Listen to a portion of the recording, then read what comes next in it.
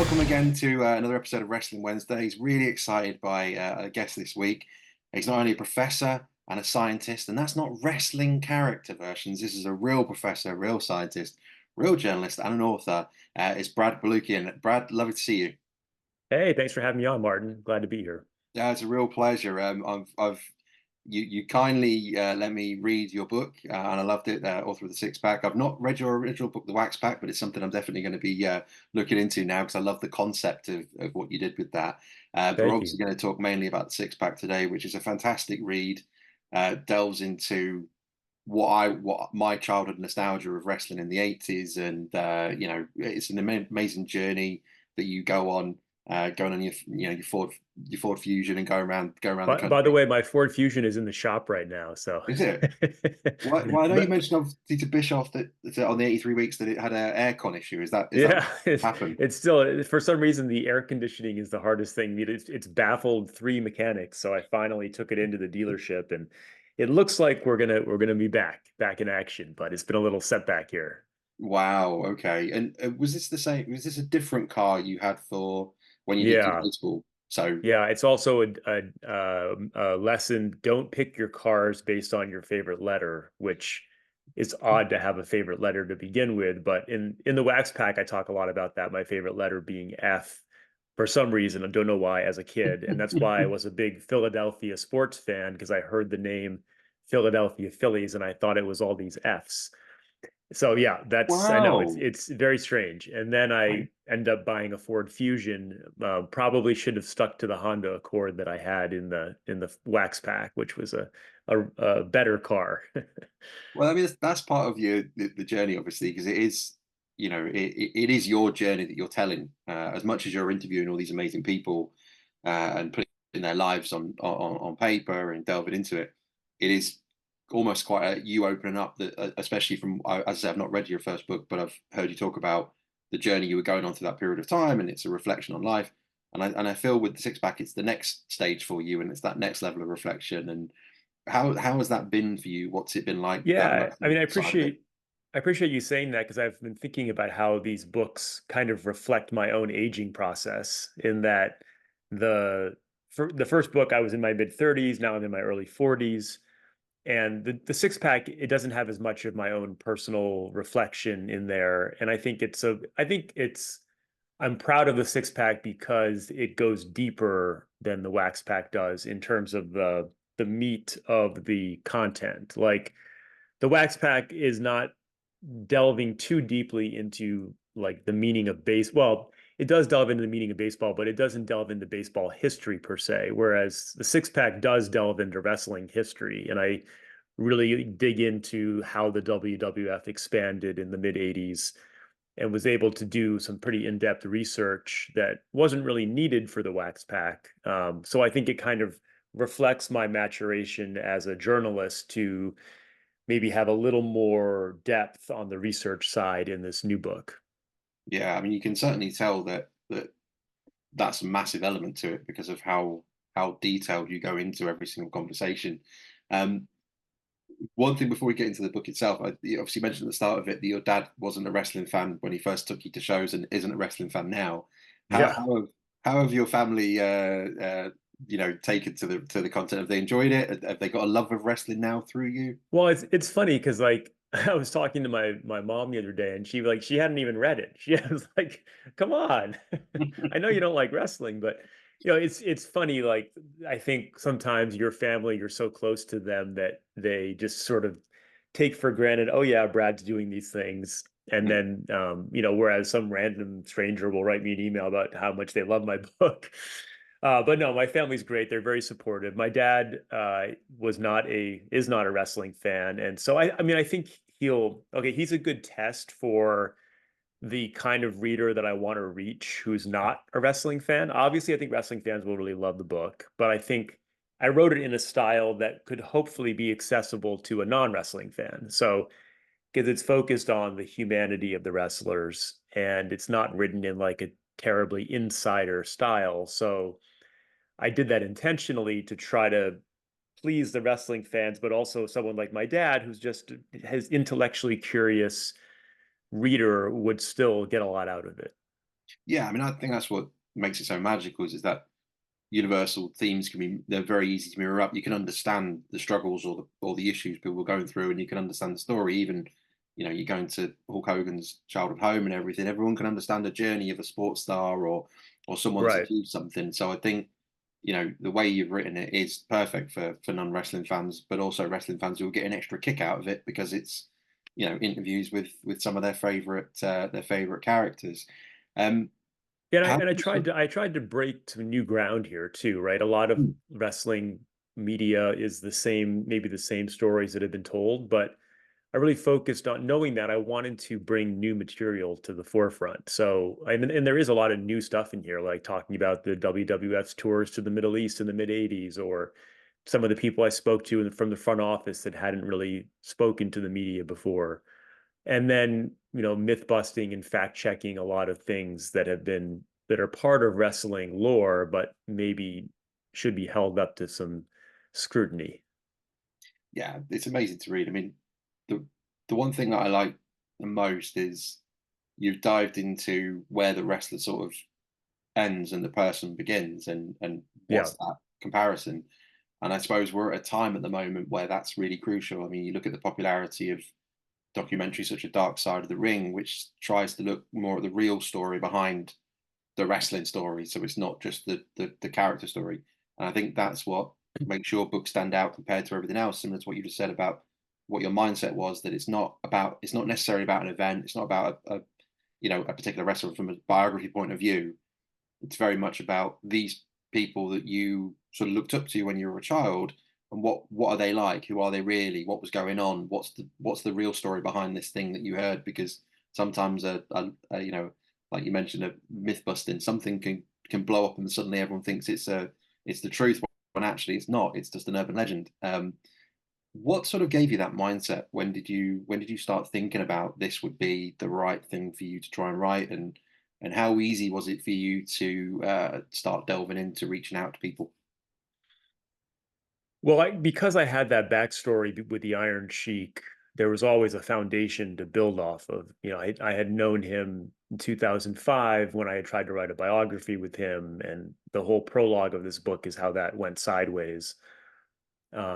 He was my favorite wrestler. I had a long-standing relationship with him, and I always felt like there was some unfinished business there where I wanted to close that loop. And so if I always thought if I had the opportunity to write another book, it might be interesting to revisit that, but then expand it to other wrestlers of that time and kind of have some bigger point that I'm trying to make, which is what you got at, which is what point does the character end and the person begin? And so I thought that was the really provocative thing to play with was, sort of this line between the work and the shoot and the kayfabe and the reality. And so that kind of emerged as a central theme in the book. In terms of what, so once I had that, and once I picked that December 1983 card when the Iron Sheik became the champion as my focal point, then it was just a matter of, okay, who am I going to choose to track down? How can I get to them? I obviously didn't go to everyone that was still alive that was on that card. I had to make some hard choices, some of them practical. I didn't want to fly all the way to Hawaii to try to talk to Don Morocco and fly all the way to Puerto Rico to talk to Jose Luis Rivera. Given the choice between the two, I'm always drawn to the the less obvious choice, which would be Jose Luis, whose life was kind of an enigma. And writing these books is not. It's not.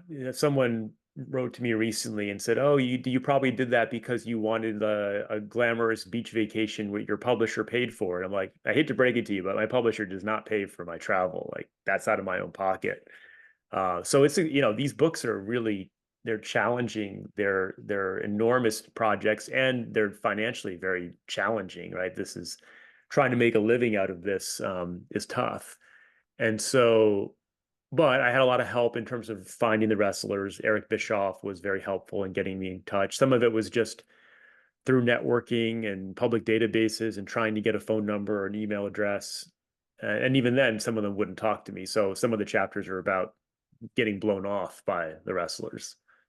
Yeah, and I think that makes it even more interesting, though, doesn't it? And I think you mentioned that to I can't remember if it was Eric Bischoff or Chris Jericho, and I was listening to your interviews. The people around the people. So if you can't get to someone, being able to speak to, you know, Sergeant Slaughter's, you know, teacher, or the people that live in Hulk Hogan's childhood home, that's sometimes just as interesting, or can be even more interesting, because you get a different avenue completely, especially when, like you mentioned, you want to try and tap into a more broad audience that isn't just a wrestling Right. obsessive. Right. I mean, if you're trying to get an objective portrait of somebody, you shouldn't just go to them, right? I mean, there's a clear vested interest in that person to present themselves the way they want to be presented. And so, I mean, that's the difference between like ghostwriting a biography and doing a journalistic project where you're external to the people you're writing about, and you're looking at multiple sources to try to tell their story. And so some of that journalistic distance, I think, is actually helpful to create something that's more objective. Yeah. Out of interest, in terms of your biggest challenges with this, apart from the travel itself and the financial impacts, did you find anything was the biggest challenge away from that for you in trying to do this work? Well, certainly getting people to want to talk to you, that is a challenge, and you have to just be persistent and dogged in your research and your tracking for that. Um, I think there's always, I mean, writing books now in 2024, this type of book that, I'm not a celebrity. Again, I don't have a huge platform. It's become so, and I'm experiencing this right now. It's why I hope people go out and buy the book, because if I ever want to do another one, people have to support it. And it's really hard because there's so much competing for our attention Mhm. in the media space, right? There's so many more options now, and so much the internet kind of conditioned us to get things for free. So it's hard to make, even if, I mean, most people that have read the book have really loved it, but if not enough people get it, then it won't be financially viable, right? And so one of the hardest parts of the whole book process is the actual marketing aspect of a book, and looking at this whole process as a actual, not a hobby, but an actual, profession that people have. Yeah, it totally makes sense. I mean, I think that's what is incredible about the platforms you've already been speaking with, in terms of going on Talk is Jericho, and his, obviously, sharing the book out to the vast audience that he's got. But I love what you're doing at the minute with 83 Weeks with Eric Bischoff, where you're delving into it in a lot more details. So it feels Hmm. like sort of a DVD extra almost. So if you've got the Yeah. book, and then you read the book and you know it, and then you can reread a chapter while you listen Well, to. and I'm glad you brought that up, because that's something I'm doing, experimenting with the book. So I don't know if you saw it, there's a QR code in the back of the book, which goes to my website, thebradpack.com, which is just like a DVD used to be with all the special features. I'm putting all this extra content on this website that has like the raw audio from some of these interviews and these internal WWF documents that I uncovered that won't go in the book, but you can access through this site. So I hope people will check that out too. No, that's fascinating. Yeah, that's incredible. And that's the beauty of it. I think utilizing technology, but it's still I'm very tangible. I still like reading a magazine or reading a book and having something in my hand. But I think, I totally appreciate people want to read it in their own way. So obviously there is, digital versions and so on. But to be able to then go to your website and have a look at some artifacts or whatever you found, that's amazing. What Yeah, I've always felt without like books should embrace that more. Yeah, yeah, it's a great relation. It's an opportunity to, especially if people then can visit your website, spend a bit of time exploring some extra stuff that they'll gain insight from. But then that gives you the opportunity to establish that relationship with that person, so they'll now understand who the author is, as opposed to it just being a book and a story. It's now, I'm on their website and I can find out about the original book, and I can find out all these artifacts. I think that's a fantastic idea. Yeah, thank you. Without spoiling everything that's on there, have you got a particular item that you've uploaded that Hmm. you're really excited that's on there? Yeah, I'd say two things. One is a source of mine. He found this planner from 1963 that he worked for the WWF, and he said he rescued it from a dumpster, and he said it was Vince McMahon Sr.'s planner. So it shows all the matches for each day. And so I'm scanning that and putting it up there. So that's really cool. And then another one is I got some of these internal reports that show like different WWF house shows, show live events in the 80s, how much what the attendance was, how much the wrestler got paid, how much the gate was for the show, like things you would never unless you work at WWE. Even then, they may not even have those records anymore, right? Yeah. But this person had just saved some of this stuff, and so yeah, really cool stuff you won't find anywhere else. That's incredible. I mean, that is really, really iconic information, and to be able to access that is fantastic. And as you mentioned, even nowadays, if you work there, everything's so digitized, they probably won't have it Right. written down necessarily the same and all password protected and so on. So it's very difficult to get that information unless it's a shareholders meeting or something that they want to release. But that's fantastic. I'll definitely be logging Yeah. in and having a look at those. So Cool. I look Thank forward you. to Yeah. that. But I can't recommend as well enough that listening to you talking on 83 weeks, because it's an opportunity for people to really gain an understanding of how much knowledge you've got. I appreciate there's a lot of research that you've done, but it's your own knowledge as well. You've lived through this time, and then you've lived through Right. the journey of writing this book, and there's nothing like hearing it from your own voice. How are you enjoying those episodes? How have you enjoyed that talking with Eric and doing those? Yeah, it's fun. We really don't have much prep. It's kind of so I really don't know what to expect. And I don't think, Eric's not doing a ton of prep either. So it's kind of off the cuff. I liked when he takes questions from the viewers. It's kind of fun. I know he'll bring in like current stuff and Mm, um, people always want to hear him go off about Tony Khan or Dave Meltzer or something. And so he indulges that. But Eric's been just such a uh, down to earth, generous guy for me from the start. I mean, I met him during the Wax Pack times, and so he early on. I mean, it's not like I had any special connection with him. I just heard his podcast and really liked what he said, yeah. and yeah, Well, I think people know you're very genuine, aren't they? They can sense straight away that you're not in it to get anything. You're in it for genuine having a conversation, and you've got a real passion for what you do. So, why wouldn't people be interested? And also, you're a very fascinating person. Your background, right, it's incredible, the mix, and even I don't want to keep quoting those interviews, but that's what is mentioned obviously in the episode one of the interviews, is the fact that wrestling fans tend to get stereotypical view, where people assume from a marketing point of view, for example, what a wrestling fan is difficult to define because it's so varied. And we've all grown up and gone into jobs now, well built careers. We all got different careers and different outlooks, and it's so hot again now. So it's very difficult to do that. So I think it's great to hear from genuine people that care about the industry, care about the business, and are trying to support it and talk about it in a creative way like you are. So I really appreciate what you're doing and the light you're bringing to the industry. Um, Speaking a bit about the current product, obviously we won't go into Tony or Dave Meltzer or anything like that, but I'm intrigued to find what your thoughts are at the moment. It feels like WWE have managed to go back to what I liked the most, which was sort of long-term stories and really building you know, an antagonizing way to make you keep watching it every single week because you need to get that win. What's your thoughts been on the last couple of years and Cody's journey and how that all came together at WrestleMania 40?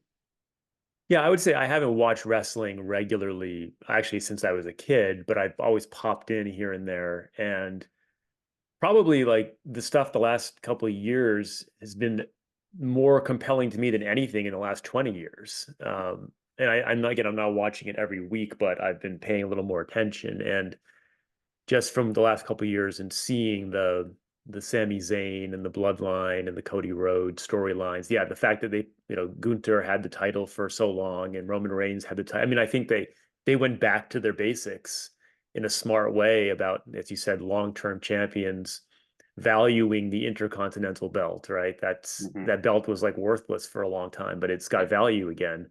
I love when someone was cutting a promo recently and they were like, "This is the most prestigious championship." I was like, "That's awesome!" Like saying it's Yeah, better than the world belt, right? yeah, I put this in the book, but also thought it's kind of funny that intercontinental really just means world. So it's like kind of silly that it would be considered a secondary belt. Yeah, it's just yeah. synonymous with world, unless it was intracontinental.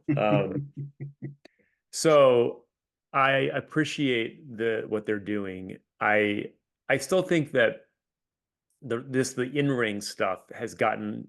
I mean, there's great match. I mean, the athleticism is fantastic, and there are some great matches, but there's so many matches that they feel similar a lot of the time. Like I was just thinking about how Steamboat Savage from WrestleMania 3, which was considered by so many as like a game changer, one of the greatest matches. I mean, if you watch it now, it doesn't stand out as anything that great versus the current stuff, but it's a lot more similar to a current match in that it has all these false finishes and kickouts and multiple high spots, and it's like that match was ahead of its time. But now if the matches now if they're doing so many high spots and they're doing their finisher like 6 times and kicking out, it's like it just dilutes the psychology of any move. And so I think that's, I don't know, they haven't gotten, I haven't seen where they've come back from that, setting that precedent. Yeah, that's the next challenge, isn't it?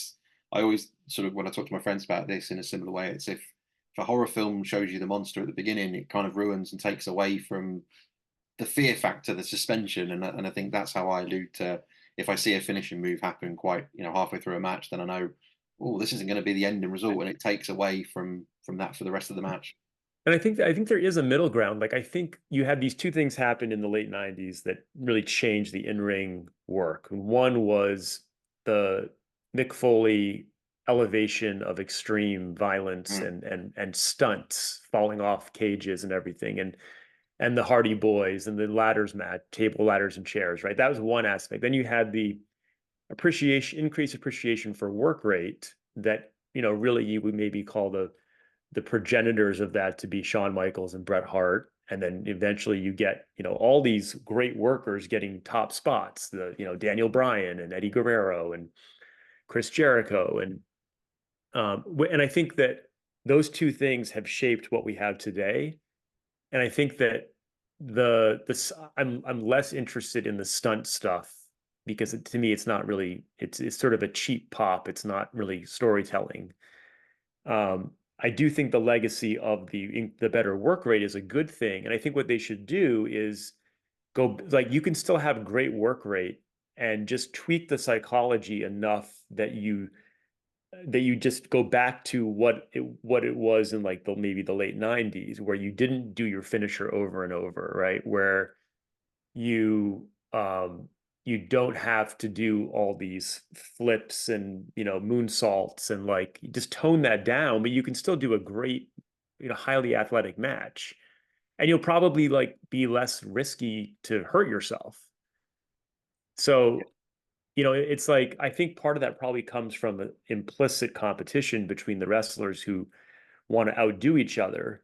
And the only way to change that is if from the top down, the leadership says, okay, we're going to, as a group, pull this back a little bit. But Yeah. also like the psychology of like kicking out at 1 instead of 2, right? There's these little things like that. When they do the outside the ring stuff, have the referee, if the referee actually counted 1 to 10 in a sensible way, it could create drama that could add to the stakes of the match. But instead, they're out there for 3 minutes and the referee is ignored and having to pretend like he's counting, right? And it's like, I think like one of the things I loved about the era that I wrote about in the 80s was there was a certain consistency, and consistency helps create realism. So, for example, when you had a match, you had the guys get introduced, the challenger first with their weight and their hometown, and then you had the champion with their weight and their hometown. If you watch a show now, sometimes they say the hometown and the weight, sometimes they don't. The women don't have the weights, the men do. The entrances vary. It's like it's a subtle thing, but I think that the presentation, you could make these small changes and still have everything you've had now that is the evolution of the product, and it would be really, really good. Yeah, amazing. That's great. That's great. I love those thoughts. That's brilliant. Ticking so many boxes there with the fact that it would make a difference, and I think that's the beauty of those times. It was very, very believable, very professional. It felt like you had a big fight feel every time you had a match, and And it'd be and, great to and see. the commentary too, right? Like Yeah, yeah, Gorilla Monsoon and even Vince McMahon, like they're it was, and Jim Ross, I think, was like, I think the commentary now is more about the commentators kind of getting over than presenting something that is sort of in, back to that realism. yeah. I mean, the one thing I always remember from the '90s is listening to Jim Ross give you backstory and history on each wrestler, and even if it was a character made up, you'd always know what their school they went to, or it'd tell you what they did at how they performed at challenging and wrestling in general before they got into the professional industry, and they give you some sort of background, and you kind of felt like, oh, okay, I'm listening to a real sport here, like I am when someone tells me about a young player that's coming through in football. They'll tell you which college they went to, which school they went to, where they played, did they win the championship, and it kind of makes you feel like, oh, I know a little bit about it. The one thing I did like at WrestleMania 40 was The Rock did sort of that sort of stuff with the referee, where he told the referee he couldn't disqualify him or count out because he would fire him, and it felt like, ah, yeah, brilliant. You've interacted and told the referee that he can't count out, because otherwise, it is a shame when I don't like knocking it too much, but it is a shame when they get away with staying out there for as long as they do. I don't mind it when they roll in and roll out as a heel, because I think that's quite funny and it's a good Yeah. way to wind up. But it plays within the rules. But if they're out there for 3 minutes going through a table and there's no DQ, I'm like, am I am I watching? What am I watching here? But as I say, we've lived through different times, so it's I appreciate what they're trying to do with it. One thing I want to ask before I go back to the '80s with you is about your training day. As part of the book, you Hmm. step into the ring in New Jersey, Gina Crusoe. What was that like as an experience? Oh, it was great. It was a kind of a bucket list thing to actually take a bump. Um, I had been in a ring before, but I'd always wanted to know, like, not just like tapping on it, but just to actually fall on it, what that feels like. And I would have liked to like get slammed, but I was probably not ready for that after one day. But because just throwing myself back, it definitely, like, if you don't land just right and you land to the side, you don't tuck your chin, like it'll ring your bell and tweak your back, even though there's a spring there. And so, and then hitting the ropes is like exhausting and painful. Yeah, So it's I took a video of that and I was watching it back and I'm like, wow, like I look slower than Hulk Hogan in like 2010 hitting the ropes, right? And I'm like, no excuse, but yeah, um but that's the so I beauty of it, mean, isn't it? yeah, I really appreciated even more what these guys put their bodies through. Mm, yeah, I think that's a really good element that you added in, though. It was I didn't expect it when I was reading. I didn't expect it to suddenly, take that move, and it was an opportunity. And it felt like a really good opportunity to take the reader through a journey of just understanding what they go through, and again, Yeah. making it even more real for people to understand. Right, this is how you train. This is where they come from. These are the types of guys that are trying to wrestle right now and who've been influenced by what they've watched, and they're trying to do it full time. And I think that's a nice introduction to those guys. And you never know that if they have careers on the back of it, that could be something that they're able to look back on and say, I was in that book and I trained with Brad that day. So I think it's a really cool element that you don't see in other books, similar to pretty much the whole thing. It's so different, and I can't recommend reading it enough. People need to get hold of a copy of, especially wrestling fans who listen to this. They'll really enjoy the journey and going through it. Um, I wanted to ask because it felt like the time scale you sort of tapped into. I know obviously it's the time for you from memory, and the relationship you had with the Iron Sheik, but it just felt like a really, really monumental time where obviously Vince is looking to take WWF national, but it's that transition period of going away from Bob Backlund and how do they get into Hulk Hogan, and the Sheik was the perfect middle ground. It just felt like the most iconic opportunity to look back on. It's not something I don't think is spoken about enough.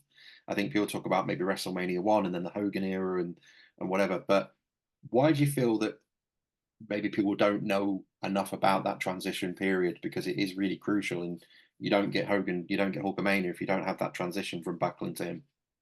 Yeah, well, as you said, I think it's underrated. If you can draw a line from the WWE as a $8 billion company now back to that event and that time, because Hulk Hogan, I think, if it's possible to underappreciate his impact on the business, it it, he represents a complete shift away from sport towards entertainment, right? That even just looking at the kind of presentation he had versus Bob Backlund. I mean, Bob Backlund wrestled the realistic looking matches, very amateur style. He was this, all clean cut baby face. And Hulk Hogan was everything about Hollywood and movies and entertainment and glitz and glamour.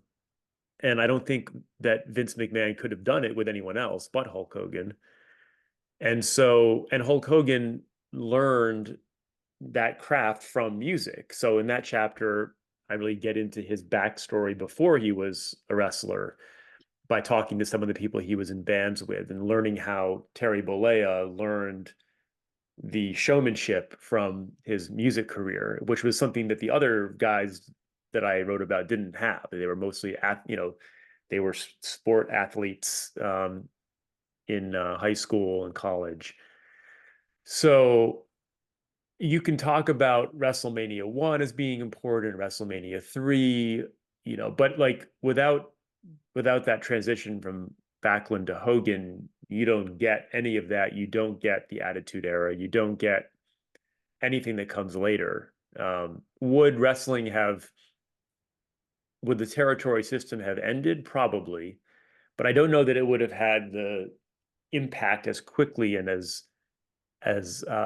big as it did under the WWF regime. Do you think it might have ended because of a risk of losing popularity as a regional company? Several companies, they might have struggled because there's only so many stars you can keep making, and only so many times you can go back to the world. Do you think that might have been a threat at the time had they not gone national? Well, I think someone would have gone national, but not maybe with the same impact. Like it still might have been Vince, but maybe it's if he didn't have Hulk, it might. I don't think it would have had quite the same impact, or maybe it would have been Jim Crockett, or maybe it would have been Ole Anderson, or maybe it would have been Fritz von Erich, or I mean, I think there would have been some, or even Vern Gagne, some attempt to go national that would have just not had the same societal impact. Until maybe someone else, this is one of those like sliding doors moments where who knows what would have happened in a different universe. Very true. I was curious because obviously, people that listen to this but haven't read the book or don't listen to your other interviews won't necessarily know about your relationship with the Iron Sheik, but you touched on it earlier, your great relationship with him. I wondered if you could share a favorite story or a moment with him that you're fond of and think back on. Well, I remember in 2005 when I was with him for a couple months, and it wasn't all bad. We had some great time together and driving him around, and he was generally not somebody that asked a lot of questions, but he was kind of curious that day, and he would be, he was asking me about my interest in science, and I said, oh, I think I want to get my PhD in biology, and he was like, oh, biology, like the study of nature. Like he said, that's good, that's good. He said something like, my PhD was I got on the road, that was my PhD, but you're young, and he would be like, you're young, intelligent American. You'll be good. And then he gave me, I was talking about my girlfriend at the time, and he said something like, ah, yeah, he was like, you could tell he wasn't gonna go on and on, but he was very supportive of wanting me to be happy and in the things that I was doing in my life and pursuing. And that was kind of cool to just have a moment away from anything wrestling related, just have this guy show some interest in my personal life. Yeah, that's amazing. Thank you for sharing that. I was just curious because I wondered, at the end of the day, it's always nice to hear those sort of moments. Thank you. What's the best way for people to get in touch with you? Obviously, I'll put links underneath. What's the best way for people to give you a follow and then get hold of the book? Sure. So yeah, hit me up at Instagram or Twitter at BradPack Books, and my website, thebradpack.com, with all the information and the bonus content. And yeah, I'd love to hear from people, hear what they think. And, as you said, it's fun to kind of build a community of people that are interested in nostalgia. Fantastic. We'll put obviously links for where people can buy the book as well, but obviously they can come directly to you. I think you're offering signed copies as well through your website. Is that correct? So there is a bookstore where I did a signing that you can get signed copies. So I can send you that link. And yeah, otherwise you can get it pretty much anywhere books are sold. It should be available. Yeah, fantastic. I mean, it is an incredible read. It's a really nice journey through the history of pro wrestling, but at the same time, it's just a really nice modern take on what it's like to reflect on them and go through that travel journey. I really appreciate obviously all the hours you put in and all the journeys you did for it. I'm sure everyone who's read it so far feels the same way. What's the sort of the next goal for you then after this? Obviously, I appreciate it's going to take a bit of time to work on this and get this out there as much as possible. Have you got, you'd have to share it, but have you got something in mind that you want to do next?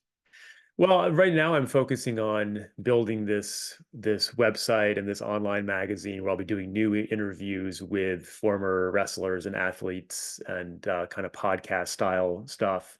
So that'll be fun, just some shorter stuff because again, these books, they take a lot out of you and you have to reset. And yeah, I have ideas around like a third in the pack series, but again, it's only possible if it's financially viable, and then I have to convince my publisher that okay, this book is sold well enough that we can do another one. So Okay. Well, we need to support you then. yeah. Hopefully, I'm hoping an audiobook version's going to come along the Oh, way. it's already out. There's an audiobook for this. Brilliant. There we go. Yeah. Perfect. Because I could listen to you all day. It's great. Yeah. It's really, really relaxing conversation. I really appreciate it. And I'd say we'll send the links. But just wanted to say thank you very much for your time today. The author of The Wax Pack and The Six Pack, Brad Balukjian. Thank you very much for your time. Hey, thanks, Martin. Appreciate it.